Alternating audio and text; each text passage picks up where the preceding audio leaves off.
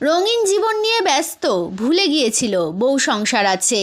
জয়জিতের বিরুদ্ধে একগুচ্ছ অভিযোগ শ্রেয়ার। দীর্ঘ 20 বছরের দাম্পত্য ভেঙে বেরিয়ে এসেছেন জয়জিৎ ব্যানার্জি এবং শ্রেয়া ব্যানার্জি। তাদের 19 বছরের একটি ছেলেও রয়েছে, যে কিনা দাদু ঠাকুমার কাছে থাকারই সিদ্ধান্ত নিয়েছে। এরই মধ্যে আবার শ্রেয়ার নতুন সম্পর্কে জড়িয়ে পড়ার গুঞ্জন চলছে। আর সেই সম্পর্কের কথা নাকচ করে প্রাক্তন স্বামীকে নিয়ে একগুচ্ছ অভিযোগ তুলে ধরলেন শ্রেয়া।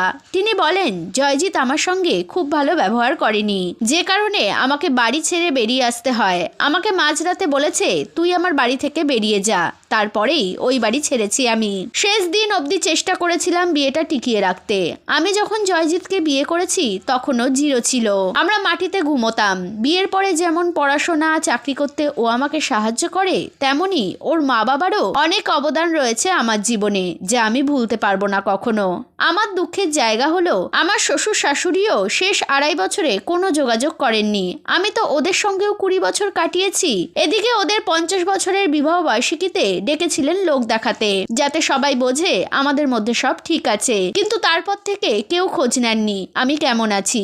জয়জিৎও বলেনি তুই আমার বাড়িতে ফিরে চল, কারণ জয়জিতের তো খুব রঙিন জীবন, সেটা সবার জানা। সেই রঙিন জীবন নিয়ে এতটাই মত্ত ছিল যে ও ভুলে গিয়েছিল ওর বউ আছে, সংসার আছে। আমাকে লোকে যাই বলুক না কেন, আমি সংসার টেকানোর চেষ্টা করেছি। তবে এক্ষেত্রে বলবো আমারই অক্ষমতা, কারণ একটা সময় পর্যন্ত জয়জিতের অসভ্যতা আমি মেনে নিয়েছি, তারপরে আর নিতে পারছিলাম না। এরপরেই শ্রেয়ার অভিযোগের প্রেক্ষিতে অভিনেতা পাল্টা জবাব দেন, আমি এইসব কাদা ছোড়াছড়ি করতে চাই না। শ্রেয়া আমার সন্তানের মা, আমার সম্পর্কে যা খুশি বলতে পারে। কে ঠিক কে ভুল আগামী দিনে ঠিক জানা যাবে।